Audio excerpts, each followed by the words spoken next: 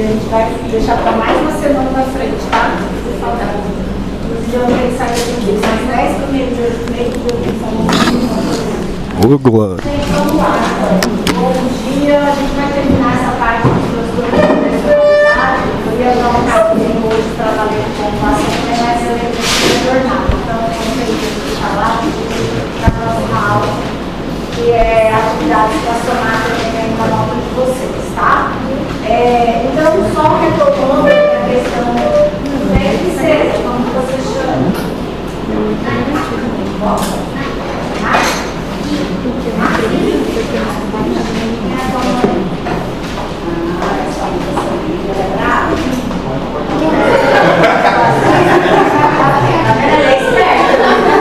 Já vi que ela tem futuro, né? Se fosse o meu, se fosse o da pós-velha. Nossa! Graças a Deus, nossa senhora, se alguém ouvir falar assim, conectada, tudo que eu psicólogo. Mas vamos lá, pessoal. A gente vai falar um pouquinho, então, desse transtorno agora do cluster, dos transtornos da personalidade do cluster C. Então, de novo, recapitulando, cluster A, paranoide, esquizoide, esquizotípico, cluster B, o pessoal do barulho, né? Border, narcisista, esquizórico e antissocial, né? Os colegas antissociais da sala, a gente já sabe, né? Eles sempre mais próximos. E no final a gente vai falar então da personalidade do cluster C, e eu costumo dizer que são os escondidinhos, os tímidos, os mais retraídos, os mais apagadinhos no contexto social, digamos assim, né? O transtorno de personalidade dependente é um transtorno bem comum, né? Principalmente em mulheres, onde a pessoa ela tem uma dependência de afirmação do outro. Então, assim, são pessoas que, para tomar qualquer tipo de decisão, só toma se o namorado a validar, o pai, a mãe, o marido, enfim. É um tipo de personalidade bem chamativa para qual outro tipo de personalidade? Vocês acham que fica bombástico na mão do narcisista, mas tem um que é pior? O antissocial, ele é extremamente manipulador, né? E geralmente eles lidam muito com pessoas de personalidade dependente. Ok, como eles são muito desenvoltos, muito parafeteques, falam bem, se relacionam bem, eles geram nessas pessoas que têm uma personalidade dependente muita sensação de firmeza, né? De que aquilo ali dá um respaldo. E é esse tipo de personalidade que a gente vê muita frequência quando a gente vê histórias na televisão, ou vocês saem de amigos próximos de vocês, de pessoas que têm aqueles maridos, principalmente a gente vê que pode ver sempre que é mais prevalente no homem ser essa personalidade e a mulher ser essa dependente, que é exatamente essas mulheres que passam às vezes uma vida apanhando, sendo subjugada, né? O marido coloca sempre ela ali para baixo falando que ela não consegue, que ela não é capaz, que ela não é bonita, né? Eu não assisto televisão, mas eu vi passando, não sei se foi fantástico, no domingo, falando sobre alguma novela que parece que abordando um pouco desse tema. Eu acho que tem um personagem que ele faz exatamente isso com a esposa, né? Então ele passa o tempo todo falando que o que ela faz não tem validação, não é importante, não é bom, né? Que a gente chama isso de violência psicológica. Mas, na verdade, as pessoas que sofrem de violência psicológica são pessoas que elas são extremamente dependentes emocionalmente. Isso é muito interessante. Ontem, depois daquela palestra que eu dei, algumas pessoas me mandaram mensagem no Instagram, que são pessoas que aqui na faculdade a gente percebe que são muito inseguras, não acreditam em si, não se validam, né? E essas pessoas, elas ficam mais suscetíveis ao quê? A colega que fala dela, ela se desmorona, né? Ela se abala. Por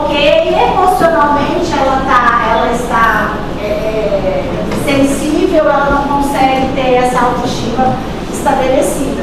Por isso que isso é uma coisa que a gente precisa estar sempre trabalhando em nós, né? Para que a gente não se torne dependente sempre da opinião do outro, que o outro me valide. Eu preciso conhecer o meu valor.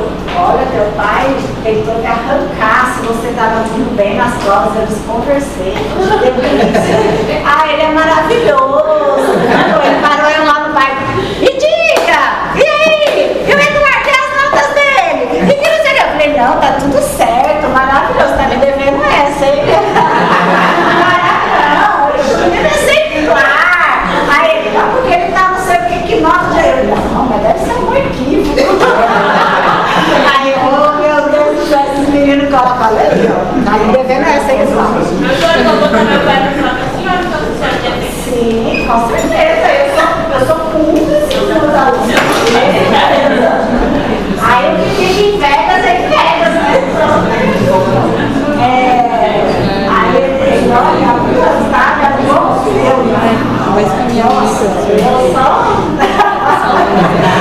aí, pessoal, então assim, na verdade, a gente precisa cuidar dessas pessoas. Vocês vão ver que são pacientes bastante vulneráveis, vocês vão perceber isso, por exemplo, às vezes você é cardiologista, até para medicar aquele paciente, ele depende do marido, ou do pai, ou da mãe, ou de alguém ali validando, mas eu vou conseguir tomar, mas isso aqui você vai me ajudar, né? Então a pessoa está sempre nessa dependência. Pessoas assim, elas acabam ficando o quê?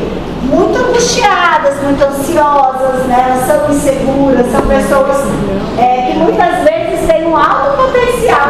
Eu tenho pacientes, eu tive exemplos, por exemplo, de pacientes de ganhar 50 mil reais e não ter R$1 na conta. Não ter dinheiro para pedir um Uber. É impressionante isso, né? Pessoas assim, de extremo cargos, né? Assim, alto, importante, e quando você vai conversar, o marido que controla absolutamente tudo, né? Isso daí não mostra uma questão de machismo ou feminismo. O marido, às vezes o marido ele é melhor, né, economicamente falando, para gerir, beleza. Mas não é estranho a pessoa não ter autonomia, a pessoa ganhar 50 mil reais, a pessoa tiver que pedir um Uber, ela tem que pedir para alguém, né, ligar para alguém e dizer, eu vou pedir um Uber. Então isso mostra uma relação problemática. E você vê que não é a pessoa inteligente, a pessoa com um cargo de renome, mas ela tem uma personalidade que impacta na forma de ser dela, né, da vida dela.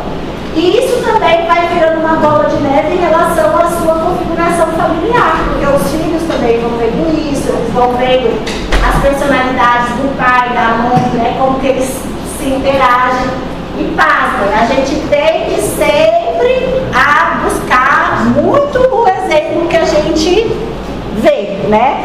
Quando a gente vê, a gente já está fazendo igual. É muito comum, por exemplo, meninos que têm pais violentos, tanto verbalmente quanto fisicamente. É impressionante como a gente vê eles serem igualmente com as namoradas e às vezes com as futuras esposas.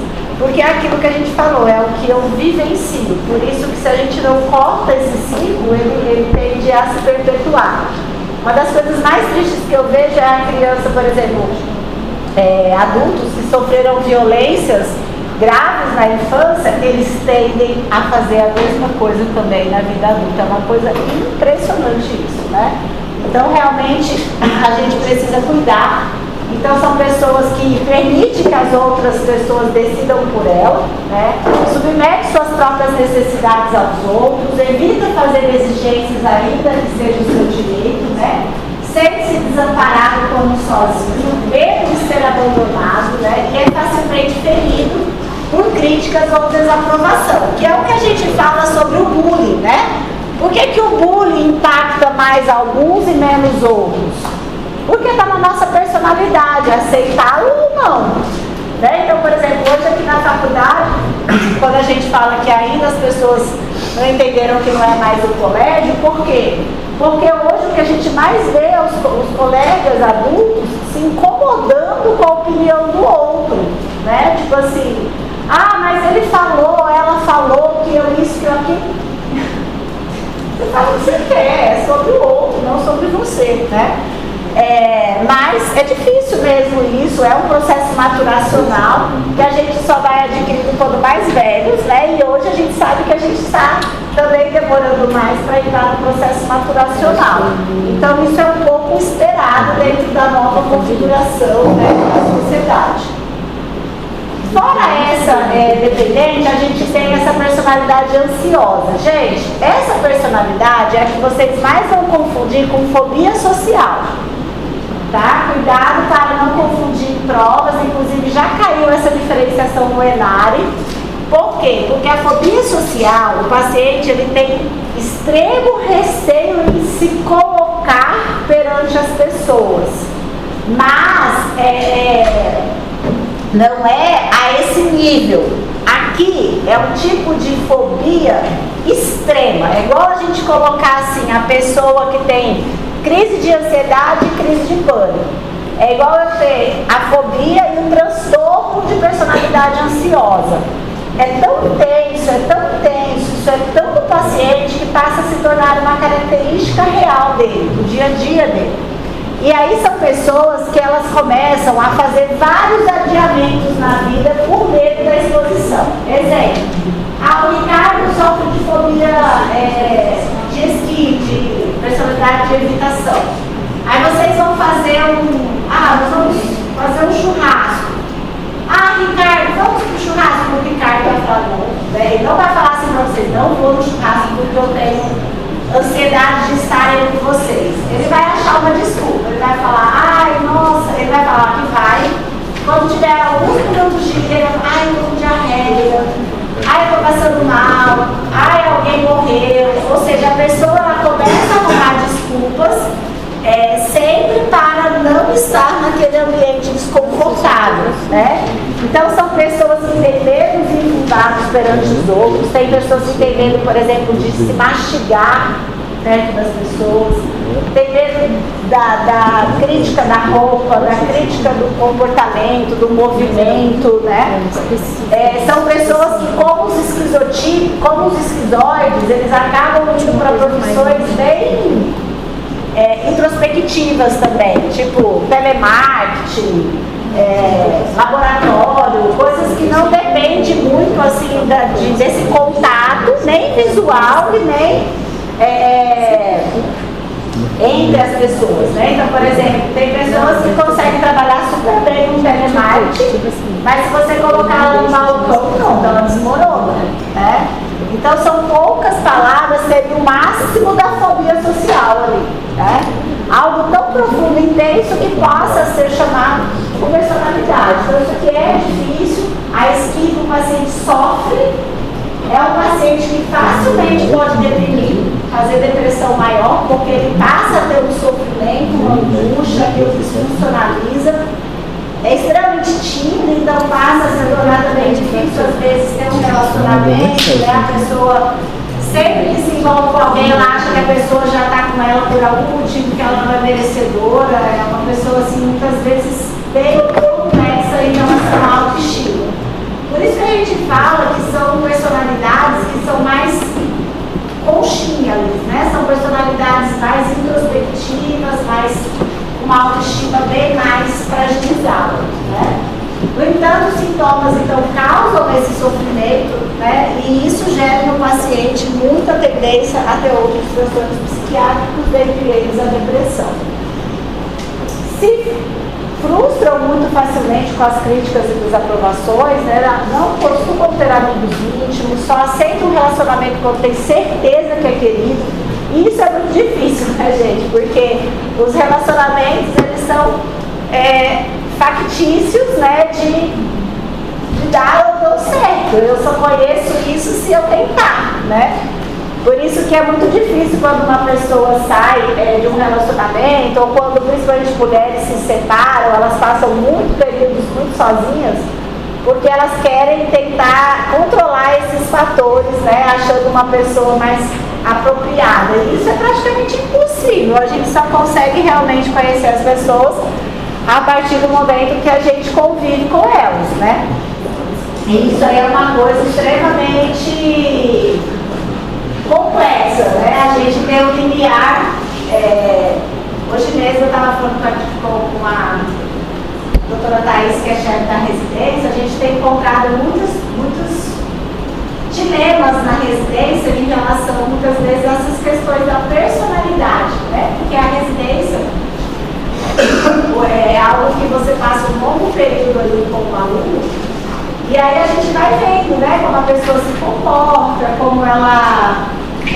e aquilo que a gente falou ontem, né, na palestra, isso vai ditando quem você vai ser no mercado de trabalho, como que as pessoas te olham, como que elas te veem, se você é uma pessoa de caráter, sem caráter, se você é proativo, se você é enrolão, se você é aquele residente que está sempre, né, achando uma desculpa.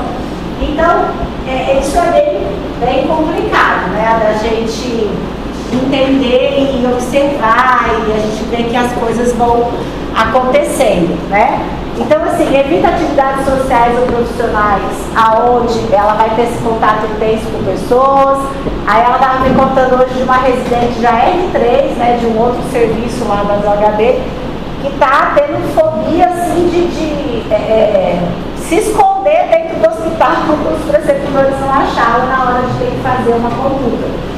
E aí a gente comentando sobre isso, né? O que esse é um reflexo do quê? Isso é um reflexo, muitas vezes, daquilo que a gente falou ontem na palestra, que é assumir a responsabilidade igual pai de família. Agora, a responsabilidade é minha, né? E aí a Thaís disse que até conversou com ela, falou assim, doutora, realmente, eu não tenho problema nenhum em dar plantão como residente, mas quando me coloca numa situação onde o plantão é meu, eu fico totalmente desnorteada, sem chão, com medo. Então, olha como isso vem se formando dentro de uma questão da personalidade dessa pessoa, né? Por isso que hoje também, eu até sugiro a vocês que olhem bem quais as especialidades que vocês vão escolher, porque hoje o que a gente tem percebido no mercado? As pessoas estão fazendo algumas especialidades por modismo, por dinheiro, só que elas não têm a mínima personalidade para aquela especialidade. Então hoje já está sendo muito comum a gente ver uma legião de médicos frustrados com as suas especialidades, às vezes especialidades dificílimas de passar, e que depois acabam veredando para outras coisas por uma frustração com a especialidade escolhida. Então isso também a gente tem que levar em consideração. Qual é a minha personalidade? Qual é o tipo de coisa que eu gosto de fazer? Eu tenho uma personalidade mais introspectiva, eu tenho uma personalidade mais expansiva, né? Eu suporto mais pressões, menos pressões. Então, por exemplo, quem não suporta pressão, você imagina fazer especialidades que requerem urgência, como pediatria, ginecologia, obstetrícia, cirurgia, enfim, né? Que requer de você um momento de pressão. Então não é muito incomum. Recentemente eu escutei um colega anestesista que ele, na hora que o paciente complicou, ele entrou em lápis e foi embora, tiveram que arrumar outro anestesista. Aí você imagina o risco disso para a vida daquele paciente. Se não fosse o cirurgião ser uma pessoa experiente, ter noção da anestesia, o paciente tinha morrido. Então, assim, eu preciso levar em consideração essas características. Eu tenho essa característica de personalidade, né? Porque senão a gente, realmente, além de adoecer, que é o que a gente falava ontem na palestra, você quis fazer medicina, mas você foi enganado que medicina é difícil, que medicina te exige, que medicina é assim? Então não tem como brigar com isso, querer mudar o curso, porque ele é assim, você sabia que é assim. E o curso não vai mudar porque você acha ele difícil. É eu que me mudo, né? A mesma coisa são as especialidades. Eu estou vendo, por exemplo, de psiquiatria, esse ano deu acho que 84 por vaga aqui no HB. As pessoas não têm um pingo de perfil para serem psiquiatras. Um pingo de perfil para ser psiquiatra. A primeira coisa que o paciente fala do outro lado, a pessoa já ou combate ela, ou começa a brigar, ou fazer escândalo, né? Esses dias mesmo os alunos falaram assim para mim lá no CAPS, não, professora, mas foi até pedir desculpa para os alunos diante de uma situação que aconteceu com a residente. Ele falou para mim, os dois alunos, né, do internado, falaram: Pronto, mas foi muito interessante. Foi bom a gente olhar as duas condutas, como vocês manejaram, né? Então, gente, tem coisa que não tem jeito. Psiquiatra, você já sabe que você vai lidar com pessoas como? Né? Pessoa de todo tipo, pessoa que vai te xingar. Na hora que eu tô lá, tô atendendo o paciente de boaça, ri na paciente, pede um laudo. Aí eu falo, olha, esse laudo não é bem... Ah, você é uma vaca, uma vagabunda, eu nem vira a mesa. O que eu vou fazer? Vou pegar a paciente pelos pescoços, vaca é a senhora. Né? Eu sei que isso vai acontecer, que esse é o processo. Se o paciente vai comigo, vai com o outro, vai com o outro, vai falar mal dele, isso é da minha especialidade. Eu estou mais do que acostumado com isso. O paciente vai lá comigo, eu com minhas doses, daqui a pouco ele me odeia, não vai mais comigo. Passa 2 anos, ele aparece na minha porta, oi doutora, que saudade. Muito bom, saudade também. E assim vai, porque essa é a profissão que eu escolhi. Então isso daqui, ó, a personalidade, ela é muito impactante na hora das nossas escolhas e a gente precisa levar isso em consideração, a não ser que eu esteja muito aberto a mudar a minha personalidade, né? Isso não é fácil, a gente sabe. Então são pessoas que exageram demais nas dificuldades, nos perigos envolvidos em atividades comuns, né? Cancela encontros sociais porque acha que não vai conseguir estar lá e se movimentar dentro daquele processo, né?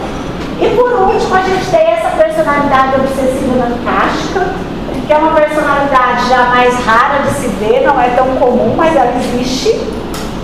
E a gente vai encontrar essa personalidade principalmente em pessoas de muita alta performance. Essa é uma personalidade que ela, em geral, ela tem um certo benefício, porque são pessoas que se tornam extremamente boas no que fazem, porque elas são obstinadas, elas são determinadas, elas são detalhistas, elas são rígidas com as normas, com os horários, né, com os gastos. Então são pessoas que facilmente elas crescem financeiramente e profissionalmente. Esse tipo de personalidade é muito comum a gente ver em grandes líderes como CEOs de empresas grandes, né, grandes empresários. Porém, não é incomum a gente ouvir ou ver essas pessoas com a vida pessoal muito ruim, né? O problema dessa personalidade se chama a falta daquilo que a gente comentava ontem, do meio termo. Ela é muito extremista, traz benefícios, só que a gente sabe que ao longo da vida não é o que nos mantém como ser humano. Eu posso ter o dinheiro que for, o poder que for, mas se eu não tiver família, amigos, né, companheiros, isso perde o sentido. Então, às vezes, são muito comuns essas pessoas, é mais comum na personalidade masculina, esses comportamentos, porque são comportamentos bem individualizados e a mulher, ela já tem geneticamente um pouco mais de condição de divisão, assim, né? Porque a mulher, por exemplo, depois que ela é mãe, principalmente, ela já tem aquela sensação que nem tudo mais é só ela, é só dela, tudo que ela faz, ela já tem que pensar na partida do outro. O homem, ele já é mais egocêntrico nesse sentido, né? Então, assim, são pessoas que às vezes passam a ser até sovinas, né? Aquela pessoa que atravessa o oceano com um sorrisal na mão. Extremamente ali rígido com o dinheiro, com as normas e tudo mais, mas isso também gera outros problemas na rigidez da vida. Então é o cara que, se ele tiver que trabalhar até meia-noite, ele vai trabalhar até meia-noite. Ah, mas a família está esperando para jantar em casa. Sinto muito, família, eu vou trabalhar até meia-noite. E aí isso vai fazendo o quê? Esse distanciamento, né, da vida dessa pessoa. Me lembro quando eu trabalhava na São Lucas, teve um período que eu tive uma coordenação que era terça-noite mandavam mensagem, de madrugada mandavam mensagem, domingo de tarde mandava mensagem. Aí eu lembro que um dia eu respondi assim, com toda educação, né? Eu disse assim, olha, amanhã, às 8 horas da manhã, eu respondo, porque hoje é o dia da minha família. Nunca mais me mandava. Porque assim, é um negócio meio sem noção, né? Eu, por exemplo, aqui na coordenação, eu jamais mando uma mensagem no grupo de professor depois das 6 horas da tarde, nem ao sábado, nem ao domingo, pode ser que tá pegando fogo o negócio. Porque isso é uma falta até de senso do limite do outro, do respeito ao outro, do tempo dele, né? E a gente tem que ter essa noção. Então, essas pessoas, elas não têm essa noção. Ela vai trabalhar o final de semana todo, né? E, ó, tem alguns médicos que têm essa personalidade. Tem um médico, você quer ver uma especialidade médica que tem muito anancastro? Cirurgião plástico. Eles já são meio cirurgião plástico, até por ser muito... né? E assim, esses dias eu tenho visto isso, assim, a gente encontra os colegas cirurgiões plásticos, ele fala assim pra você, eu tô trabalhando muito, não tô tendo sábado, não tô tendo domingo, não tô tendo feriado, não tô tendo... Aí você olha e fala assim, qual é a lógica disso? Esses tempos atrás eu mandei numa festa com outro, que tem não sei quantos secretários ali, porque eu tenho não sei quantos secretários, aí esse governo disse assim, pois é. Faz não sei quanto tempo que a gente não tem um domingo, não tem um sábado, não tem... Então, assim, isso não dá certo, né, gente? Isso é um tipo de ganho que não é ganho. É um ganho que uma hora vai te dar muito prejuízo. Então, a gente tem que tomar cuidado com essa questão, né, do perfeccionismo excessivo. O médico também, ele nunca vai ser assim extremamente perfeito, a gente sempre vai ter um viés ali, né, e a gente precisa entender isso. Insistência que as pessoas façam as coisas do modo... Qual é o grande problema dessa personalidade? Gente, ele não sabe delegar. Ele acha que ninguém vai fazer igual a ele. Então, se eu tenho um anancastro aqui no grupo de estudo de vocês, é o aluno que vai chegar lá na área, não, deixa que eu faço, vocês não sabem fazer. Não, deixa que eu faço, que vai dar certo, ou a gente vai tirar nota baixa do trabalho. Então, assim, é uma pessoa que ela não consegue... esperar que as pessoas façam por ela. Isso é bem complexo. Excessivo apego às normas sociais em ocasiões de informalidade, redundância em desfazer-se de objetos por achar que vão ser úteis ao longo do dia. Então são pessoas que têm uma tendência, por isso que já se chama obsessiva, personalidade obsessiva compulsiva, que não pode ser confundida com o toque, tá?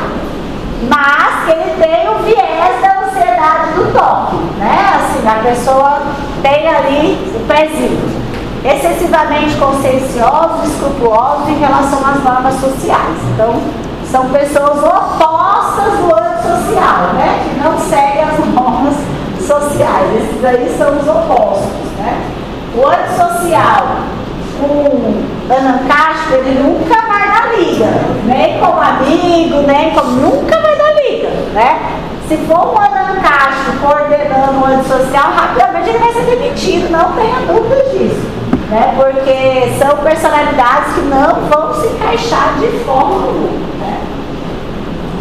Então, eles têm uma preocupação excessiva com as organizações, perfeccionismo, né? São pessoas que têm extremamente controle mental interpessoal, eles estão sempre se mantendo ali, né, dentro daquela serenidade, né?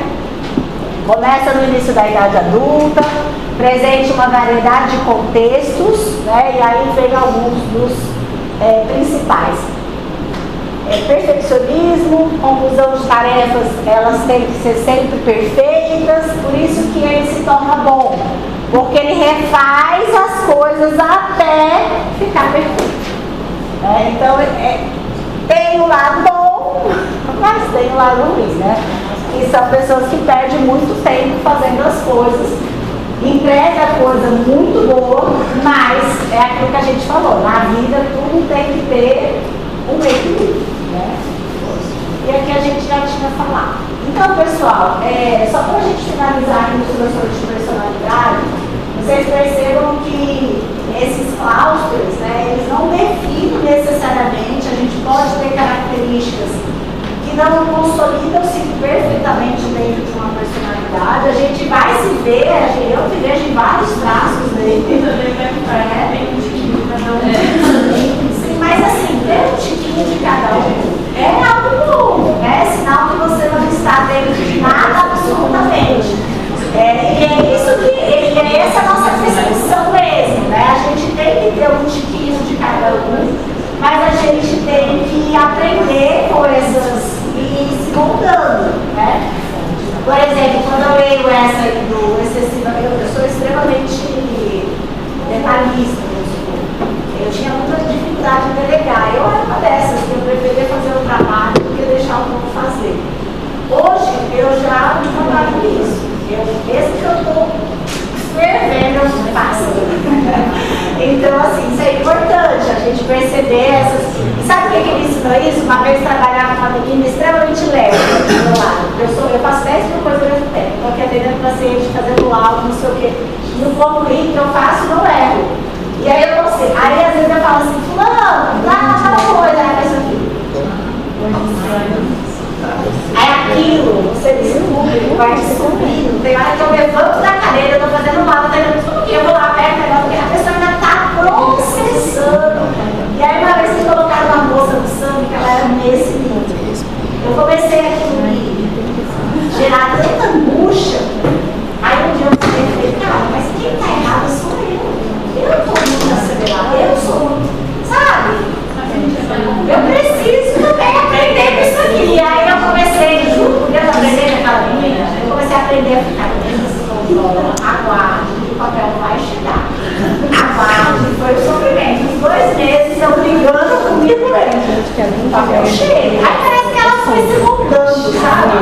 Então, assim, tem isso também. A gente precisa dar o tempo do outro. Eu não consegui entender lá na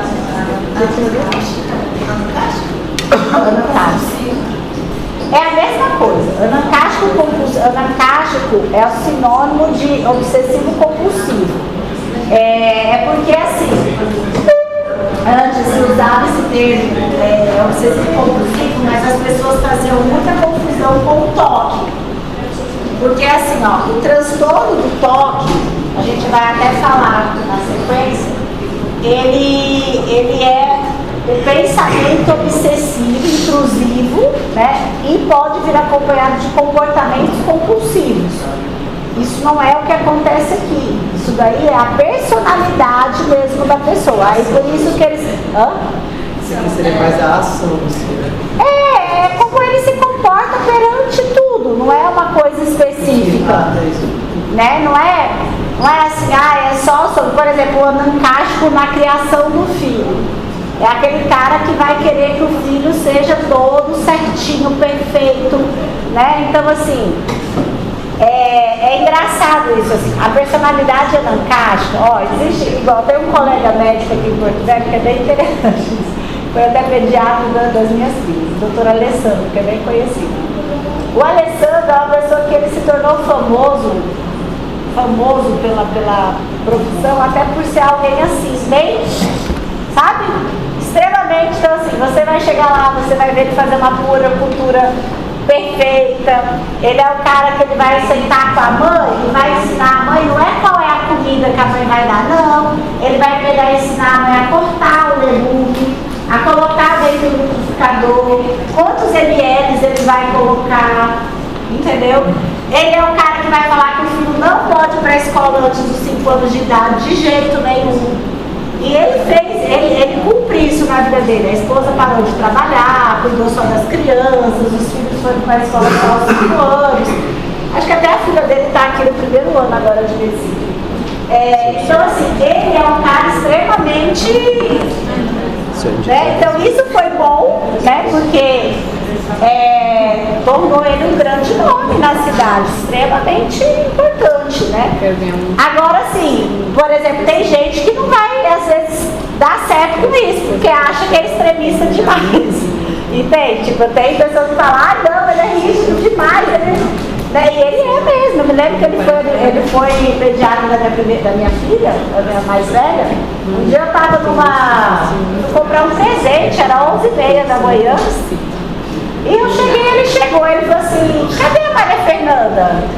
Aí eu falei assim, tá aqui 11h30, é hora do almoço dela.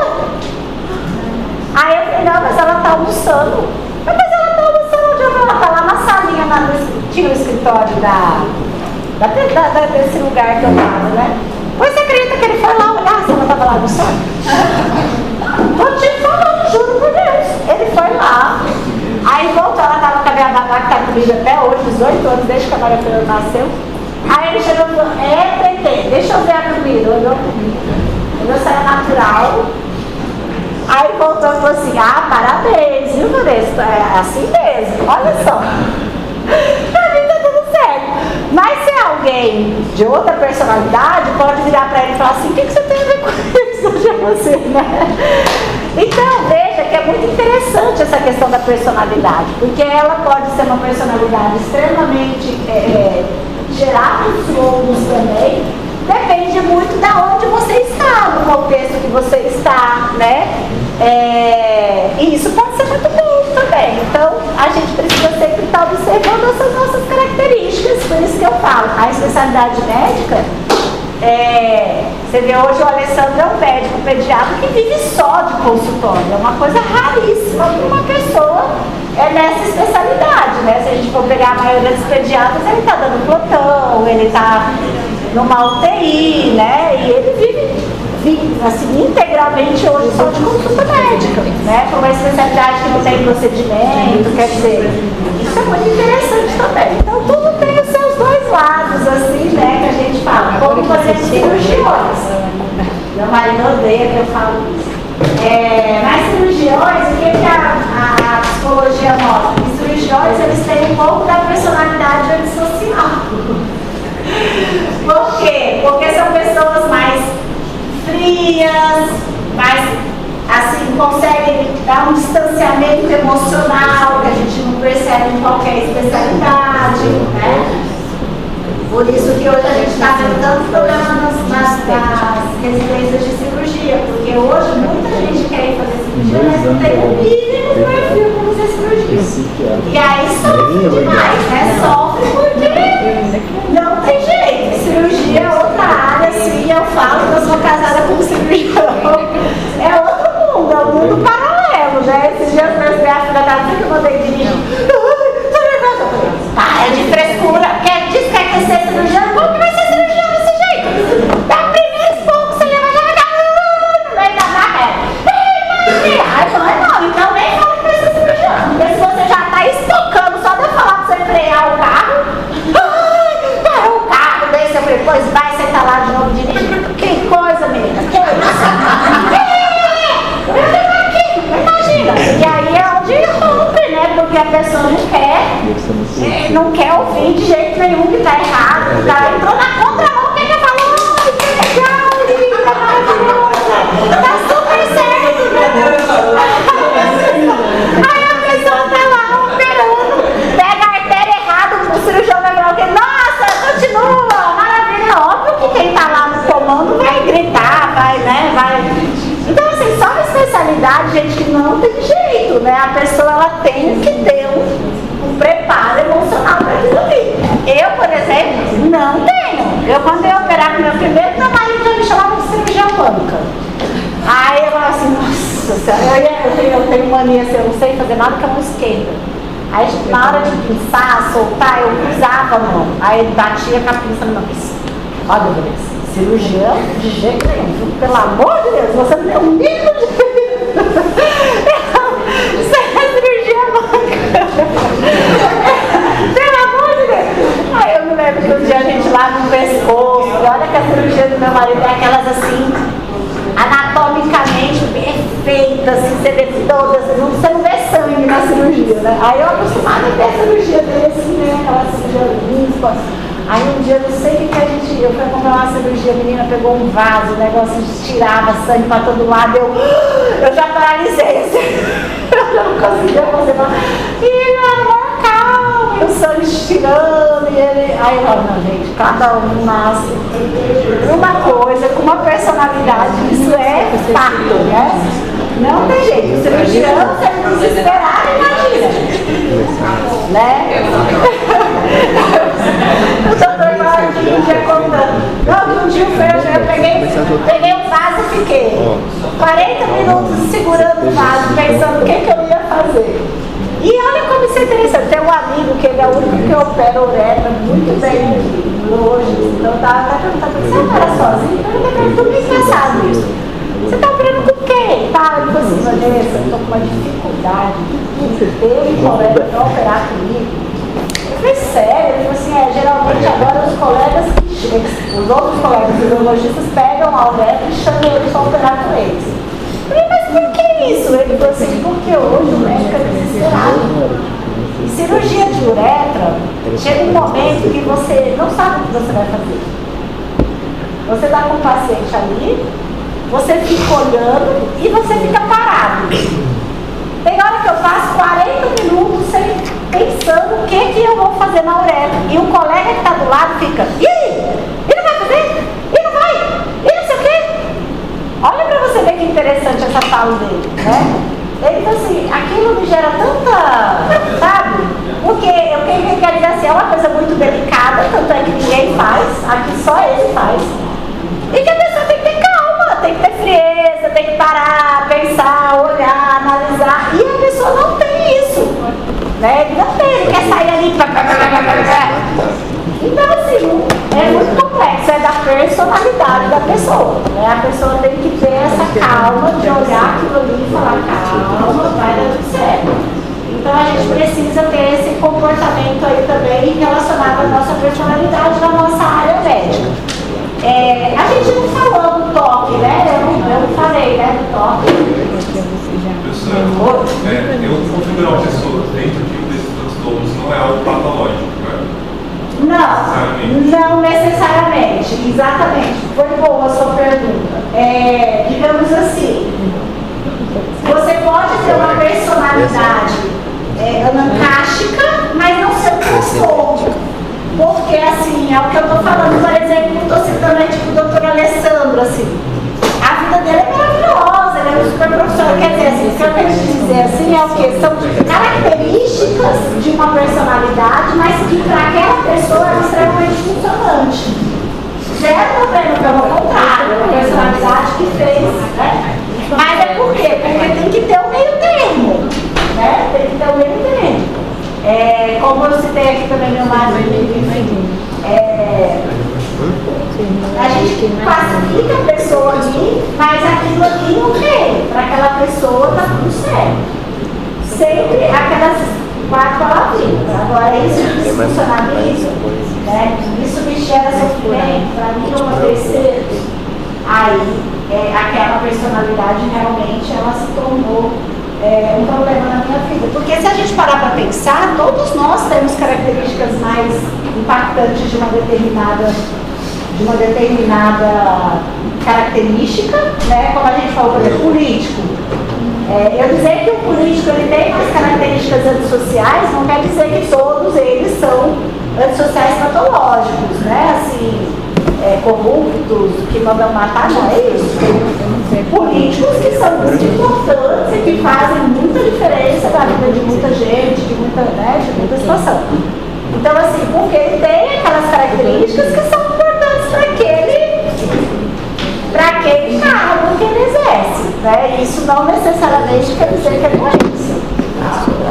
Bem pertinente essa sua colocação. Mas se eu chamo de transtorno, é doença. Assim. Se eu coloco a palavra transtorno. Sim, se você colocar a palavra transtorno, aí você já está caracterizando uma patologia.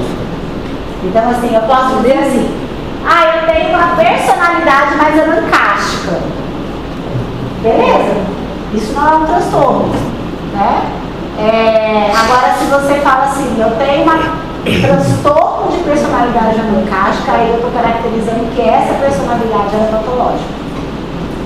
Tá? Mas, todo mundo aqui com certeza se identificou com alguma dessas aí, né? Assim, isso é fato. Tudo bem aqui, pessoal? E o tratamento disso daí? Como que a gente trata? Terapia, né? Não tem outro jeito, terapia. Agora, ele pode ficar ansioso, ele pode ficar deprimido? É um paciente que pode ter um dismorfismo corporal? É um paciente que pode ter um dó? Com certeza. Isso torna essas pessoas mais suscetíveis, né? E aí realmente isso pode ser um problema, tá?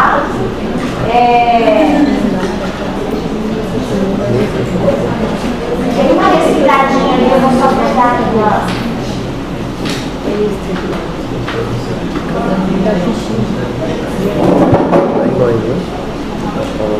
Quem que se caracteriza aqui como Anuncast? Quem acha que é mais Anuncast?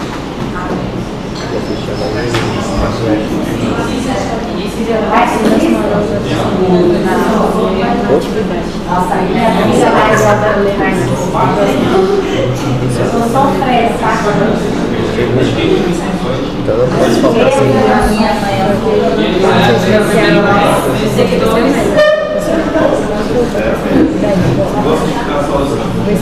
Vai ter o nenhum foi do exame físico, nem do exame farmácico. Do que? Daqueles farmácios. Você já fez? Aí, tio, manda foto que gasta seus neurônios. Já manda no grupo. Gasta seus neurônios. Cachaça. Entendeu? Desistindo de sair. Sério não? Por que meu neurônio não veio? Ele só não vem quando vem.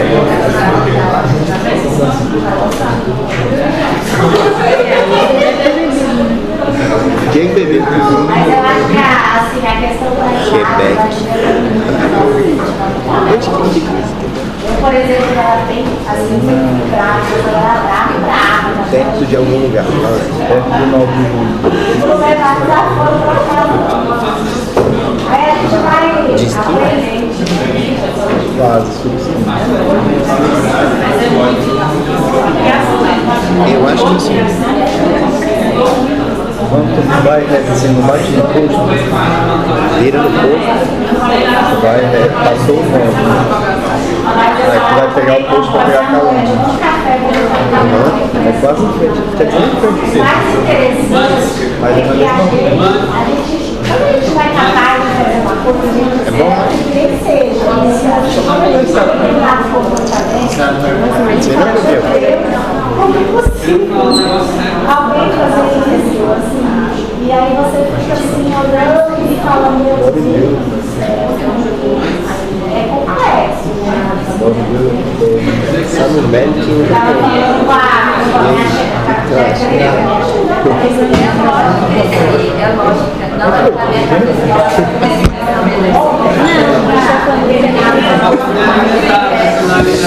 Ainda. E aí, assim, É tudo uma questão de tempo.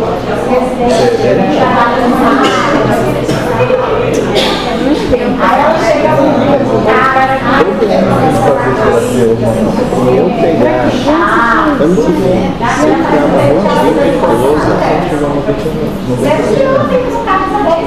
terapia.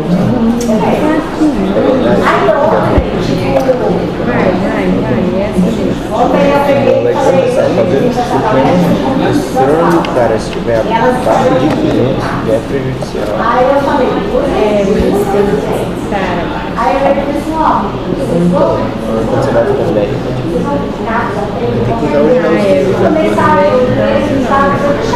aí eu falei assim,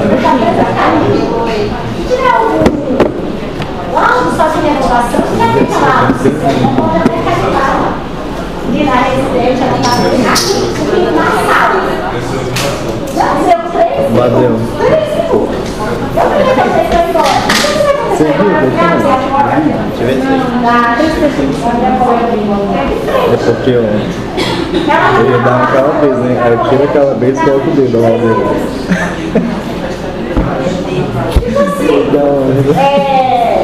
Aí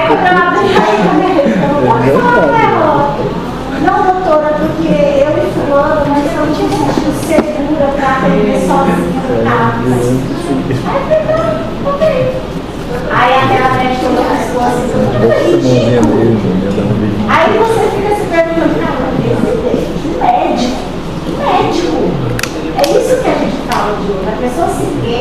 pela sua personalidade, pelo seu caráter. Porque assim, aí ela diz, a senhora estava ocupada. A minha vontade, porque eu não me libero. Porque a minha vontade era assim, estou ocupada tanto quanto pessoas estão aqui. Porque na hora que ela vier falar para mim, eu vou falar para ela, assim, olha, eu espero, eu prefiro pensar que a sua atitude que você é honesta e não que você é mau caráter. Porque você sai daqui. Entendeu?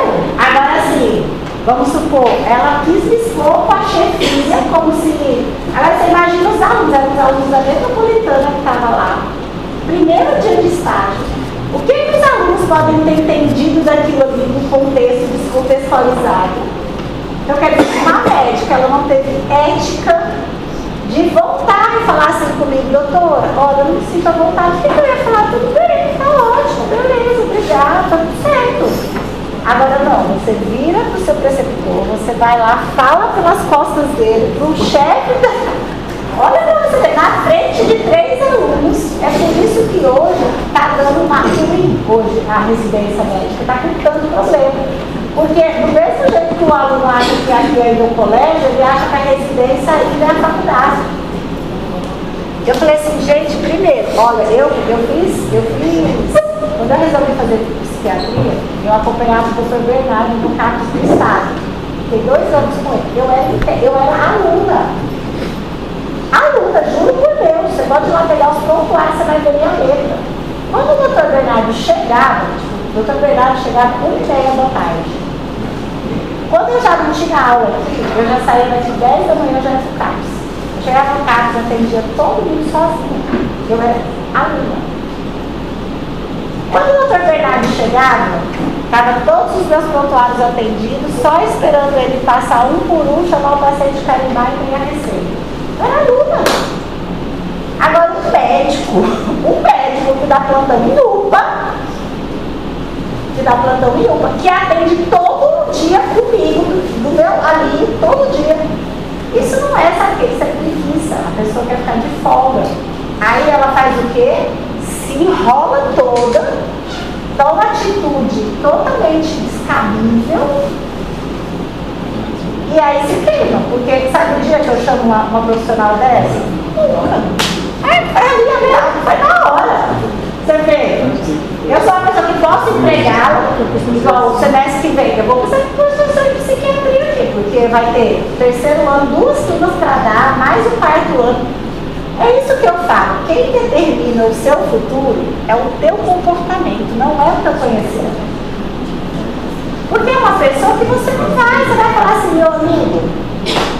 Aí eu estava falando hoje com a minha mãe. Eu trabalhava na HB, eu não fiz residência, mas eu me sentia como se fosse. Quando eu cheguei na HB já como médica, eu trabalhava com criança, eu achava o doutor Lívio, que são, para mim, são meus superiores. Eu trabalhava igual eles. Eu estava falando hoje com a minha mãe, doutor Sebastião chegava. Às vezes, eu chegava às 7 horas da manhã, eu já estava no computador, ele chegava. Eu, na hora, eu me levantava. Eu nunca fiquei sentada, doutor, aqui, ó, no computador. Não, Vanessa, eu fiquei, não, de jeito nenhum. Eu pode sentar. Aí eu te pergunto, o que te traz credibilidade? O que te traz as pessoas acreditarem? É isso, gente, as pessoas não entendem isso. É você ter proatividade, é você ter educação, é você ter caráter, né? Você quer dizer assim, você quer falar, mas hoje eu falei de manhã lá pra Thaís, eu falei, só tem uma coisa, na hora que elas agora chegarem pra mim, ai doutora, hoje eu tenho médico, eu falar, infelizmente não posso te liberar, vai lá falar com a sua coordenadora. Ai doutora, hoje eu preciso sair às 5 da tarde. Coordenadora, se ela te liberar. Porque essas pessoas, elas só aprendem assim. Aí eu sou a ruim? Não é eu que sou a ruim. É a pessoa que ela procura por isso. Porque, gente, não existe isso. Você imagina, eu converso com você aqui, eu viro ali e vou falar de você pelas costas. Você sabe o quê? É caráter. Se eu pegar um filho meu fazendo isso aqui, ele apanha na frente de todo mundo. Apanha, eu estou te falando que apanha. Minhas filhas mesmo falam, mãe, você pegar elas para você.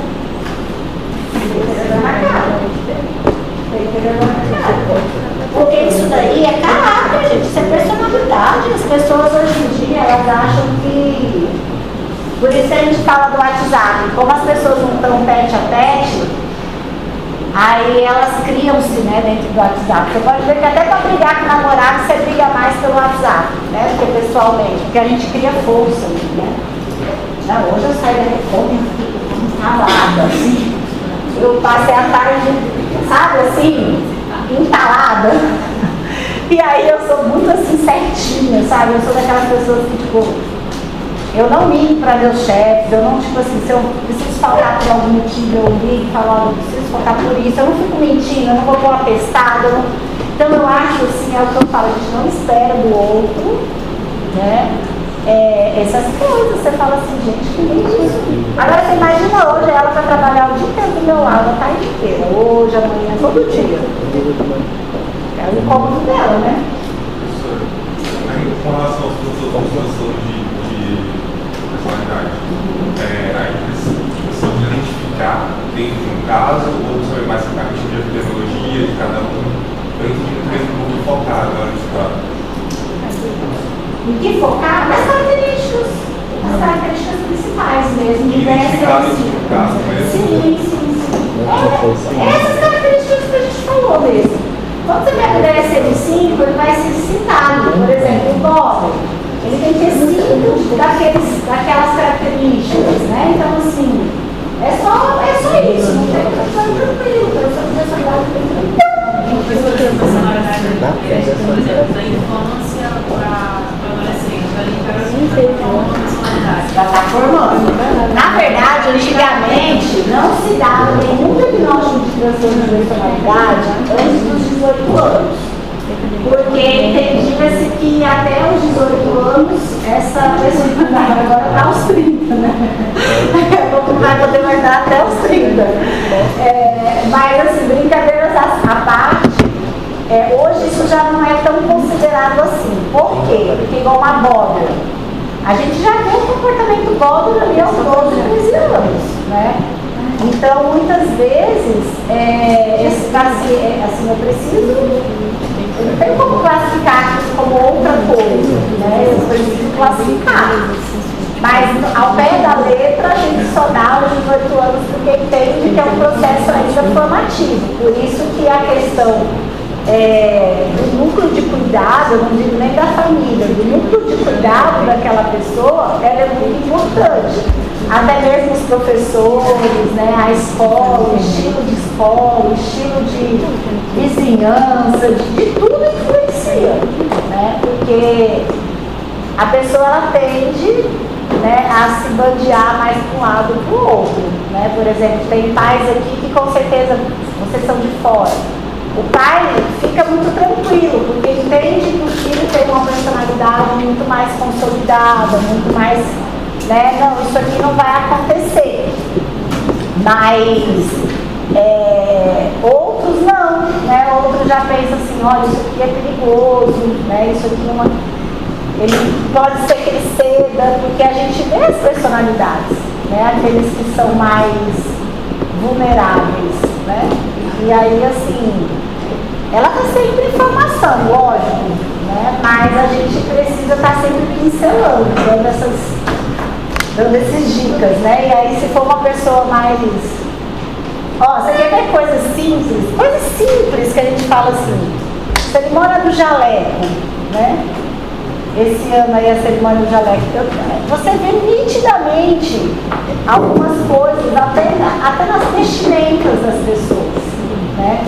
Você vê assim, tem alunas que ela vem para uma cerimônia de jaleco com uma roupa extremamente, tem umas fotos que os alunos só aparece o peito, não aparece o jaleco, né? Ou o jaleco aparece aqui e a roupa está tão curta que o jaleco tampou, ou que a barriga está inteira de fora.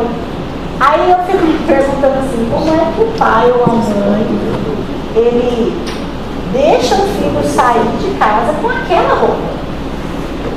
Então isso já mostra quem é. Aí às vezes eu vi algumas mães também, assim, com a roupa tão estapafúrdia quanto a filha. Aí você fala assim, é uma falta realmente que não vem da criação. Aí, por exemplo, é uma coisa que você vê como vai impactando. A doutora Maria Silvia, professora, a senhora precisa orientar esses alunos dessa cerimônia. Então, quer dizer, a próxima cerimônia do jaleco, a gente vai ter que estipular um modelo de roupa, porque assim as pessoas não têm o senso crítico, né? Você é seu direito, eu adoro roupa curta, né? Mas a gente, né?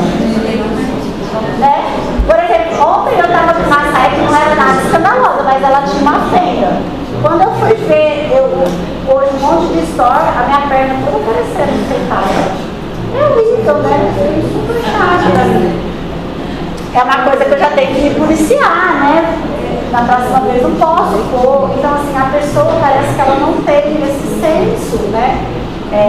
E isso vai impactando. A gente tem hoje, por exemplo, médicos que vão para o HB de papete. Como que um médico vai trabalhar de papete, gente? No pé? Os meninos não sabem o que é papete. Papete é um chinelo mais arrumadinho, tipo de pôr o pé. Não tem nem coisa atrás. Então, uma papete, essa daí. Aí você imagina, você chega com um atendimento lá no HB e o médico está assim com uma papete dessa. Gente, não precisa ser muito. Não, me empresta aqui. Não, e é linda a papete dela assim. Mas o que te traz mais credibilidade?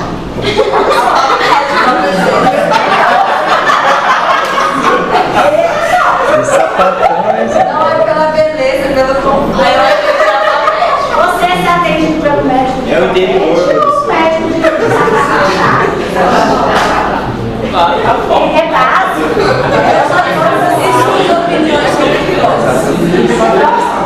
O Crocs. Eu acho que assim, ele é aceitável em alguns ambientes, né? Eu, quando era aluna, eu tinha meus Crocs.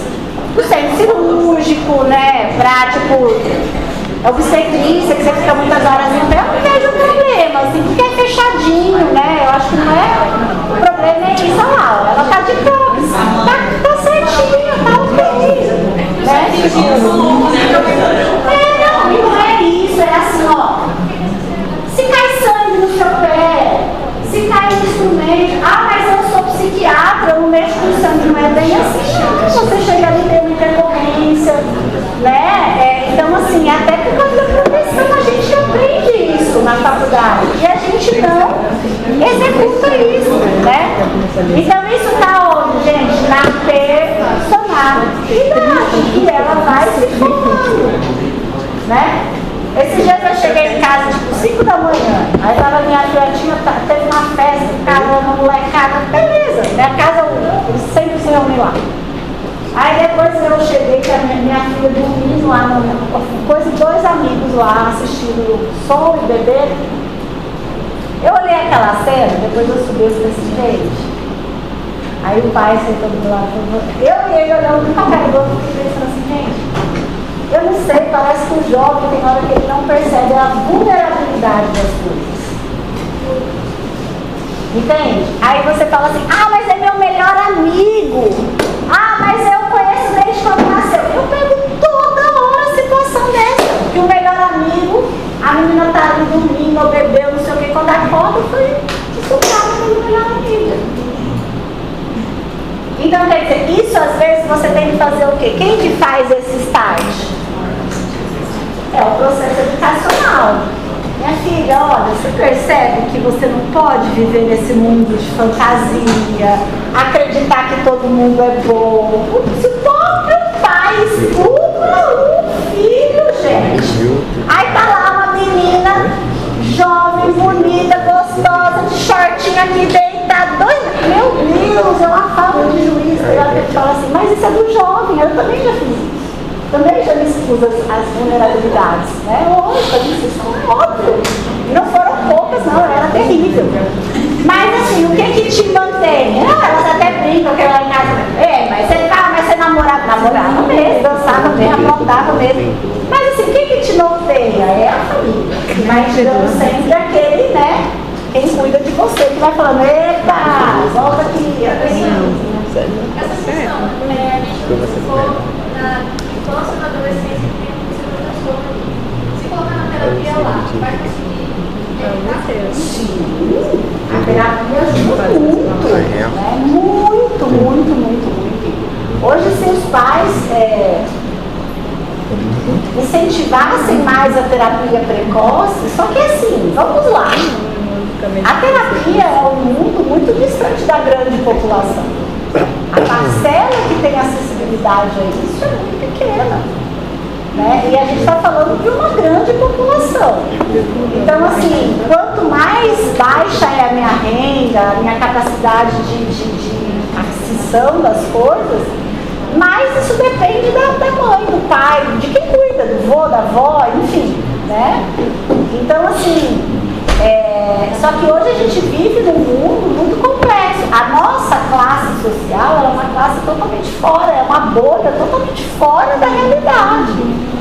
Né? Então, assim, por isso que eu acho também que hoje nossos alunos médicos sofrem tanto, porque assim, quando eles se deparam com a realidade, muitos de vocês vão ver em hospitais, vão ver em atendimentos realidades que talvez vocês nunca na vida tenham pensado em vivenciar. E isso gera impacto, né?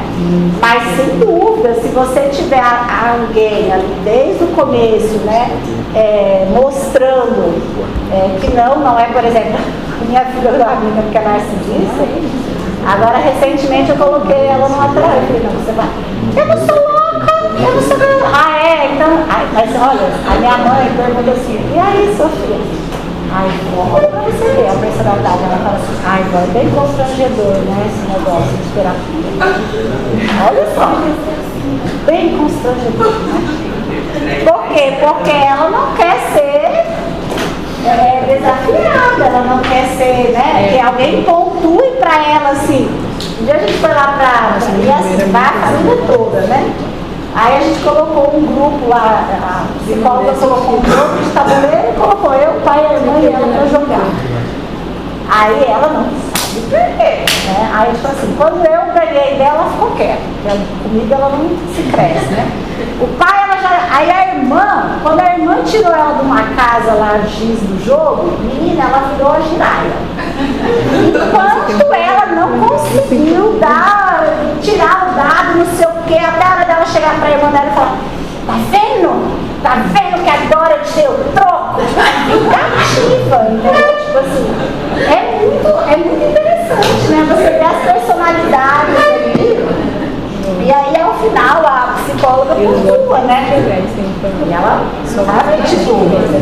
quer se justificar sempre.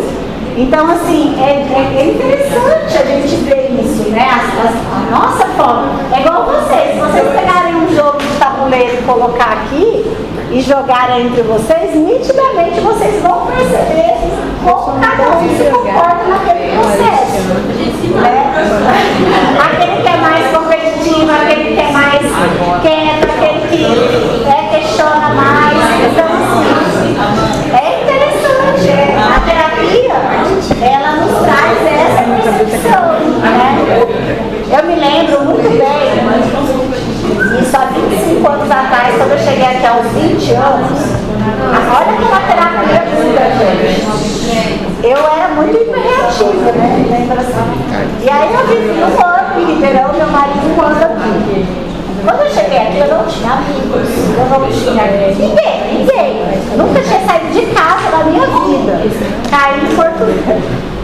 Meu marido já estava aqui, ó, só na farra. Ele já morava por um ano, ele ingressou de volta pro exército, cheio dos amigos, das baladas, era um negócio de pagode na beira do rio de sábado. Não, eu chegava nos barzinhos, as garçonete já botou, mas aí tem bem pouco aqui, né? Então, assim, era esse nível. E aí que eu falo, eu com 20 anos, né? A gente fica. Só que eu tinha uma coisa, assim, pra casa eu não choro, eu não volto chorando. Tipo assim, pro meu pai eu não vou dar um braço a terceiro, eu tô voltando porque tô, né? Tipo, eu comia um copo de água maçã, mas eu ficava quieta. Mas ele tinha que eu chorava. Eu chegava de sábado, ele pegava pra beira do rio pros pagodes e eu em casa, sozinha, olhando para as paredes, não conhecia ninguém. Aí um dia eu peguei, eu sei quando vocês falam, eu falei, pode se convidar. Aí ele pegou e falou assim, não, Vanessa, eu vou te dar um carro. E eu meio deprimida, assim, porque eu já estava aqui sozinha, não conhecia ninguém, não tinha ainda conseguido trabalhar. Aí eu ia para o escritório, eu ia para o consultório dele ser secretária dele. Um dia, gente, eu fui tão xingada, a secretária da casa. Eu fui preencher uma guia do IPAM e eu preenchi a guia errada. Eu era formada. Aí a mulher voltou e falou assim: olha, minha filha, você é uma imbecil! Até para preencher uma guia tem que estudar, viu? Aí eu ia falar o quê, né? Tava lá aí a secretária, que é a nossa secretária até hoje, ela está com a gente há 25 anos, ela já doutora, eu falei, tudo bem, eu estou de secretária. Enfim, a gente se põe na posição que a gente tem que ser, né? Aí eu me lembro que ele falou assim: eu vou te dar um carro, não sei o quê, beleza. Acho que quem é daqui de Porto Velho, lembra que tinha quem mais velho? Tinha o único shoppingzinho que tinha em Porto Velho, chamava Rio Shopping. Era uma galeria, Aí um dia eu falei assim: rapaz, esse negócio, aí assim, uma amiga me arrumou uma psicóloga, eu não tinha dinheiro, era a única amiga que eu tinha que ela falou assim, eu falei: rapaz, mas eu não tenho nem dinheiro para pagar essa psicóloga. Ela falou assim: eu vou pagar uma sessão para você. Eu falei assim: rapaz, olha como a psicologia, ela muda muitas vezes a sua visão do mundo, né? Aí eu lembro que eu fui, algumas coisas ela pontuava para mim, né? Mas você não gosta de tal coisa? Ele também gosta. Você não gosta de fazer sua unha todo sábado? Ele gosta de não sei o quê. Enfim, mas essa psicóloga ela abriu a minha mente, assim, né? Que eu que precisava mudar. Aí eu lembro que um dia, num sábado à tarde, ele fez o mesmo processo. Foi para a beira do Rio do Pagode, eu peguei esse carro, o tanque estava cheio. Para você ter uma noção, eu torrei um tanque de gasolina numa tarde para a noite. Assim. Eu fui para aquele Rio Shopping, aí fechou, aí eu tinha para um dia, eu fiquei rodando a cidade inteira, rodando. Rapaz, eu rodava tudo que você imaginava dentro de Porto Velho, que eu não tinha plotino. Quando eu cheguei em casa, 11h30 da noite, ele estava em Jiraya. Bêbado, lógico, né? Jiraya. Onde você estava? Não sei o que é. Eu estava com as minhas amigas. Que amigas? Se você não tem amiga aqui. Ah, isso que você acha, enquanto você está com seus amigos, você está com minhas amigas. Nunca mais. Nunca mais. Tipo assim. Nunca mais ele foi mudar no pagode. Nunca mais saiu sem mim. Nunca. Aí a gente vai aprendendo que quem que muda? Você muda. Aí a gente tá todo sábado, eu ficava lá, chorando, brigando, me desgastando. Eu tô aqui sozinha, você tá aí pro pagode, né? É isso. Então a psicologia, ela te ensina isso, né? Você mudar a sua forma de pensar e a sua forma de agir. E aí o entorno muda, né? Porque na hora que ele viu, opa, ela não está tão jogada às traças aí, né?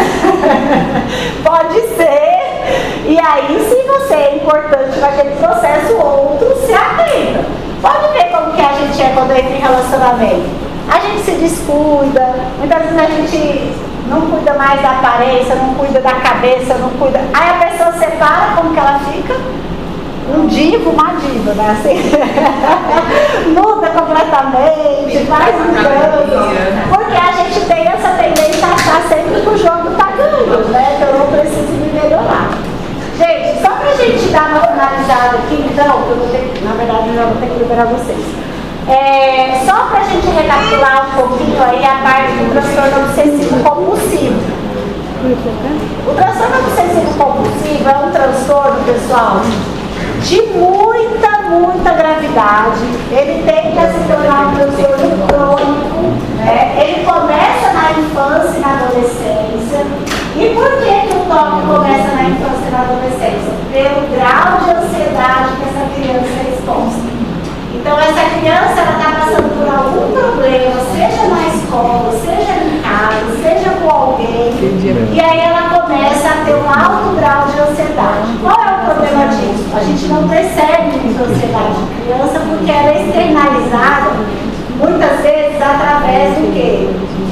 A criança começa a adoecer, a criança começa a perder peso, a criança começa a arrancar cabelo, comer, a criança começa a comer a unha sem parar, né? Então, começa a ter problemas no sono, e muitas vezes isso são coisas que a família entende como sendo um comportamento natural da idade, né? E não é. Essas crianças já começam, na verdade, a externalizar aquela ânsia, aquele desespero que ela não consegue falar, ela não consegue expressar. E ela começa, então, somatizar. Então, o toque, ele nada mais é do que o pensamento que vem, exemplo, bem clássico. Os pais estão se separando. A criança começa a pensar: como é que vai ser, com quem eu vou ficar, para onde eu vou, que é isso, que é aquilo, que é... Daqui a pouco ela está assistindo televisão, arrancando o cabelinho, né? Ou ela está ali sentindo o coraçãozinho palpitar.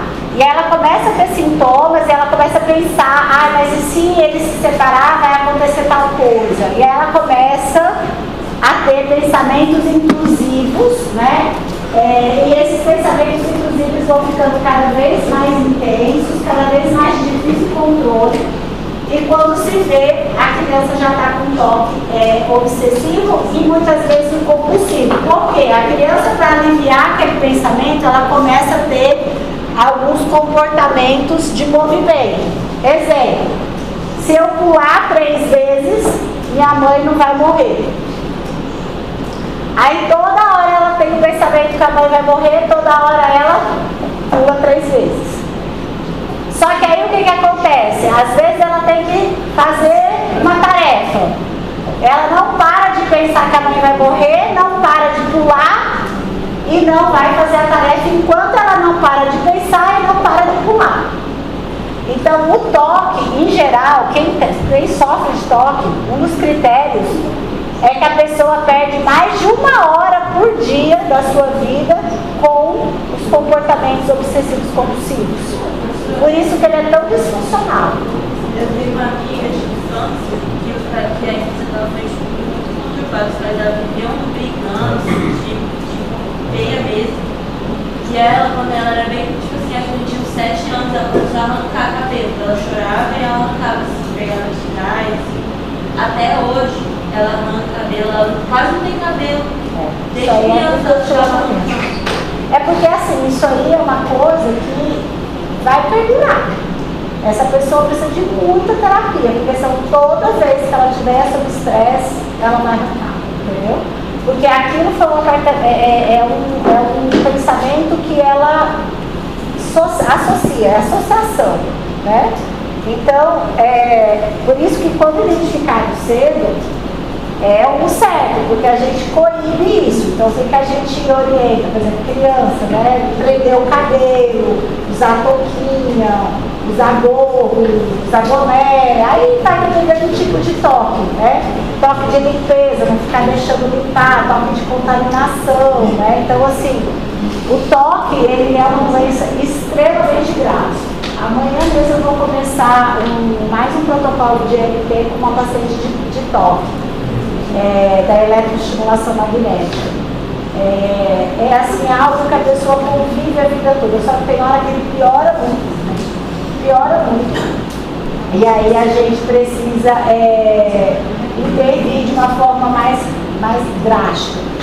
Existem pessoas que é feita até uma cirurgia neurológica para tirar o símbolo do cérebro para tentar minimizar os comportamentos de toque. Porque tem toques que são extremamente severos, extremamente prejudiciais. Uma pessoa pode ter, tipo assim, durante um mês eu faço uma coisa, depois eu faço outra. Assim, a gente tem quatro principais mecanismos do toque: o de limpeza, o de simetria, o de premonição e o de pensamentos repugnantes, assim, né? Então, por exemplo, o de simetria, aquela coisa que tem que ser simétrico, né? O de limpeza, a gente já também, o nome já... O de premonição é assim: se eu não fizer tal coisa, minha mãe vai morrer. Se eu não fizer tal coisa, minha família vai sofrer um acidente, né? E os repugnantes, eles geralmente são coisas assim: a pessoa se imagina, como eu já citei aqui, um paciente que ele acha que quer transar com o irmão, ele não quer transar com o irmão, ou que ele acha que ele vai matar o cachorro dele. Então ele tem pensamentos que são totalmente incabíveis, né? Então, assim, pode mudar? Pode mudar, mas não é comum ter vários, não. O mais comum é a pessoa ter sempre um. Por exemplo, o de simetria e contagem. Tem pessoa que começa, vai fazer uma atividade, ela tem que contar de trás para frente, de frente para trás.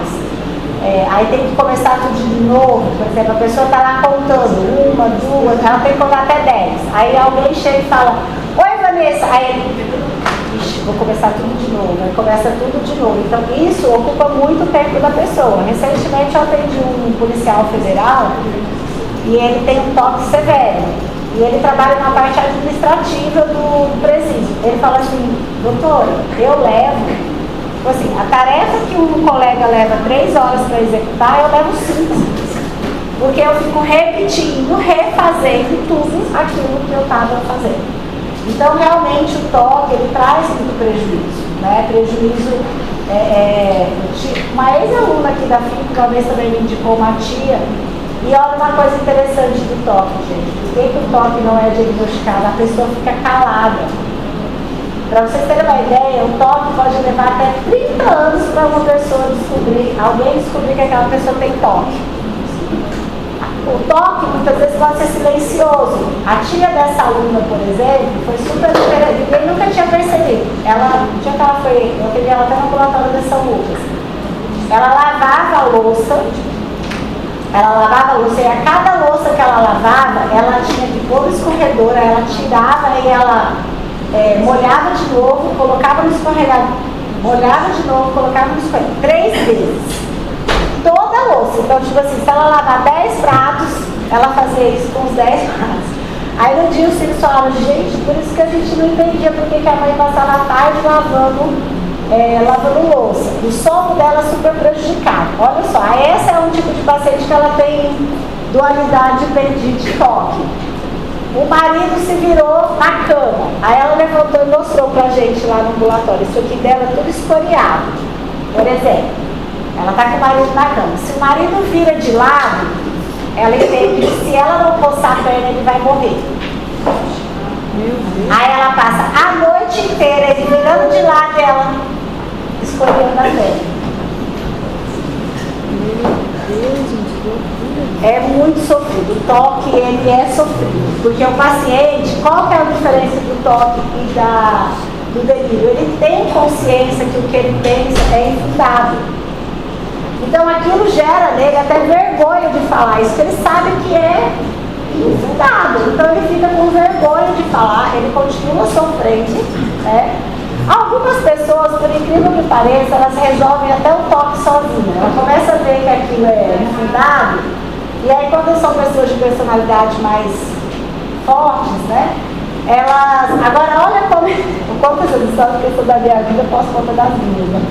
Eu estava brincando lá em casa esses dias assim, essa minha filha que eu falo que é narcisista, ela quando desde pequenininha, e eu tenho muita mania de simetria, e o meu marido eu não percebo muito em casa, mas na cirurgia ele tem mania das coisas tudo muito certinho. E aí ela desde pequenininha ali andar, ela fazia assim, ó, se tivesse um tapete aqui, ela arrumava o tapete. Se não sei o que, ela vinha. Ia comer, o prato dela tinha que ser tudo divididinho, senão ela não comia. Aí eu tive que dar uma de doido em casa, porque a babá, que está comigo aqui, a avó, né, fazia exatamente como ela queria. Aí eu comecei a notar na hora do almoço, eu comecei a olhar o prato, porque não, porque só ela não come. Eu como pode chorar, vai comer misturar. Tinha vezes que eu pegava a babá e explodia dando o prato dela. Juro por Deus. Fazendo montinho para ela comer. Aí eu foi uma briga em casa. Agora ela é até. Deixa as coisas até demais. Aí passado um tempo, esses dias eu estava atendendo uma colega, a filha tem 9 anos, está com toque. Meu marido do lado, deitado, ouvindo eu falar com ela. Eu falei quase 2 horas falando no telefone. Aí ele falou assim pra mim, isso tudo aí que você estava falando chama toque? É toque? Aí eu falei assim, chamei ele e falei, cara, eu tinha isso, não foi.